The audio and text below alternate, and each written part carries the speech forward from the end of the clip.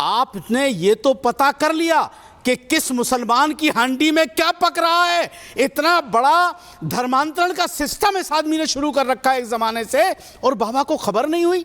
ये कैसे हो सकता है? आपको पता है कि कौन सा मुसलमान क्या लेके जा रहा है, वो आपकी टीम तलाश कर लेती है। इतना बड़ा जालिम आदमी जो धर्मांतरण करवा रहा है, गुनाह कर रहा है, बुरा कर रहा है और साम्राज्य चला रखा है, उसके बारे में, जबकि बाबा का मठ है वहां, बाबा को पता नहीं चला। बड़े कमाल की बात है। वो अंतर्यामी कहां चलेगा जो हंडी में गोश्त तलाश कर लेते थे, डब्बे में गोश्त तलाश कर लेते थे, घर में गोश्त तलाश करके लोगों को मार देते थे? वो कहां चले गए? मैं बिल्कुल झांगुर के खिलाफ हूं, बिल्कुल इसके साथ कड़ी कार्रवाई होनी चाहिए और कोई इसके सपोर्ट में उतर के ना आए।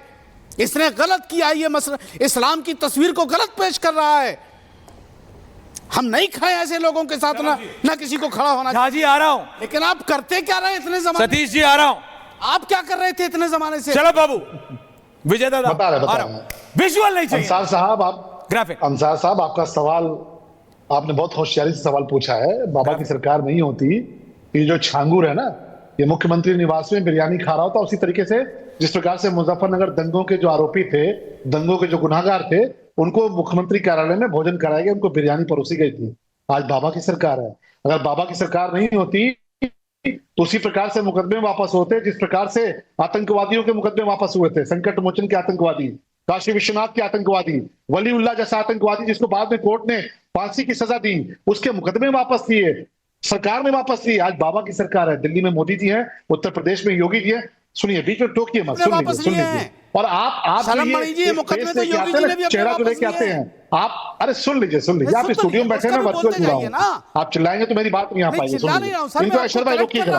आप ये चेहरा लेके आते हैं, बिल्कुल आप अपना पॉइंट रखिए। दुनिया समझ चुकी है। साहब एक एक करके बोलो। ऐश्वर्य भाई इनको बोलिए बोलिए। आपका जो चेहरा है ना, ये जो मुस्लिम इंटेलेक्चुअल्स हैं, इनका चेहरा जो है दुनिया समझ चुकी है। आपने कितने गर्व के साथ बताया ऐश्वर्य भाई को कि साहब यहाँ पे 23 करोड़ या 30 करोड़ कितने रहते हैं, इतने करते हैं, कैसे रहते हैं, क्या रहते हैं, किसके मन में क्या चल रहा है। ये छांगुर जैसे लोग, उसकी पहचान है जो गजवाए हिंद करना चाहते हैं, जो गजवाए हिंद करना चाहते हैं। और आप जैसे लोग इंटेलेक्चुअल बनकर टीवी पे बैठते हैं और धीरे सिंह की मदद करते हैं, धीरे सिंह को सपोर्ट करते हैं। इनके लिए जाके आप जो है, आज आप क्या कर लेंगे? आपको लगता है विरोध कर लेंगे?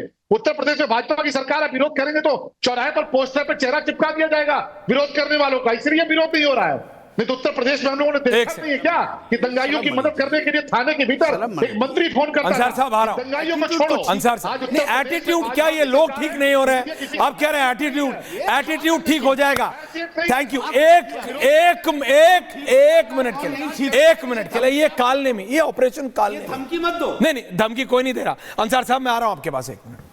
विजयदा मैं आ रहा हूं, अनिल जी मैं आ रहा हूं। लेकिन ये ऑपरेशन कालने में आपको लग रहा है क्या ये उसी लव जिहाद का एक अलग पार्ट है? इंपर्सनेशन, झूठ, अपने आप को कपूर अपने आप को खान बता रहा है या खान अपने आप को कपूर बता रहा है। अपनी इमेज छुपानी है, क्यों? क्योंकि आपको कुछ गलत करना है। आप समझिए। Now can I have both the graphics and me in the middle. Love जिहाद एक असलियत है, आपको पता है। ये कोई पहली पीढ़ी नहीं है, हमसे पहली वाली पीढ़ी भी झेलती आ रही है।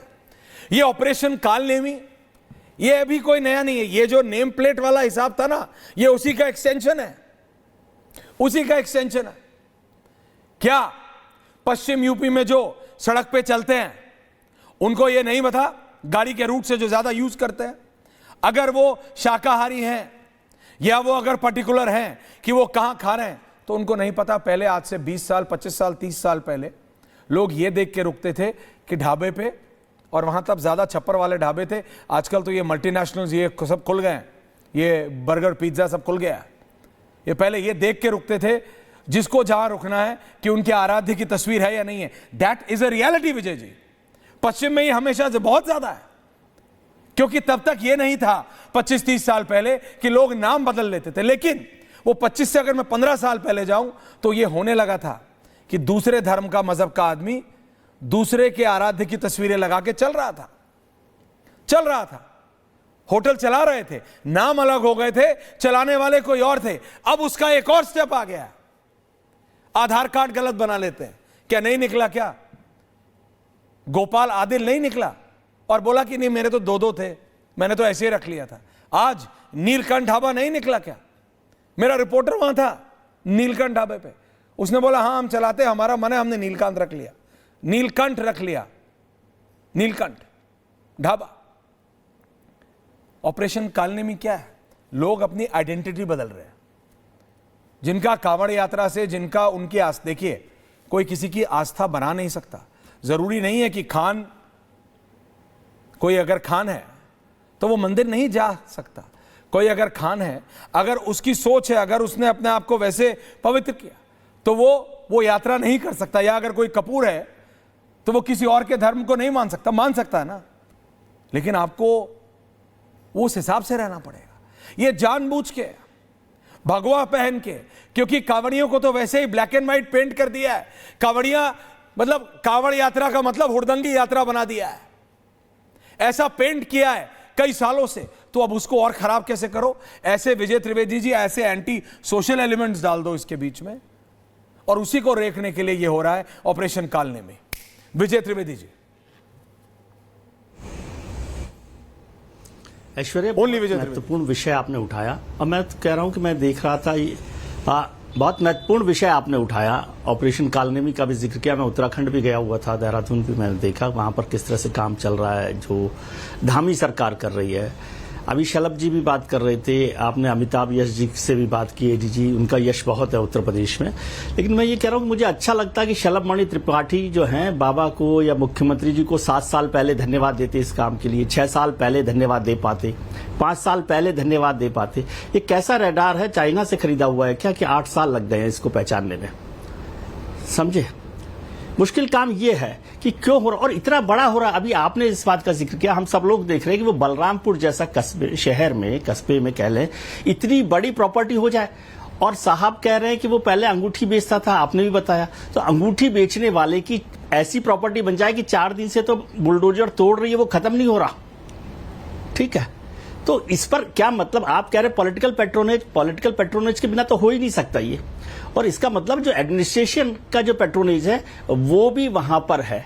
और एक और बात जो मुझे पता चली, मैं पता नहीं करेक्ट है कि नहीं, कि यहां पर एक और बड़ा स्टेप था कि जिन लोगों को कन्वर्ट किया जा रहा था वो ही लोग आगे के कन्वर्जन को काम कर रहे हैं। समझे, जो नसरीन की बात आप कर रहे हैं, उसके बाद जो बहुत सारे लोग हैं और जो रेट कार्ड बना तो उसमें वो लोग पार्टिसिपेट कर रहे हैं, वो हिस्सा ले रहे हैं।